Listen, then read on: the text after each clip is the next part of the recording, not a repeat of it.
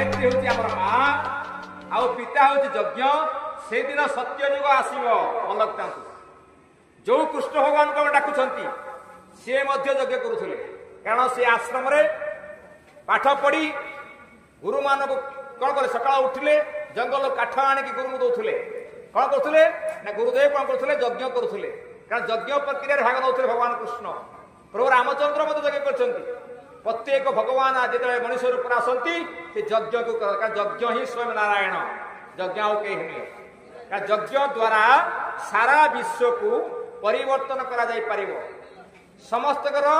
brain को wash करा जाई परिवो केवल गायत्री मंत्र यज्ञ द्वारा आ कौन से नुहे कारण से वर्तमान 26 मसीहा कतरू 32 मसीहा पर्यंत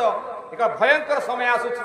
तेणु आपण समस्त सावधान हवा दरकार जे घरे घरे ये यज्ञ आ गायत्री मंत्र जप हवा दरकार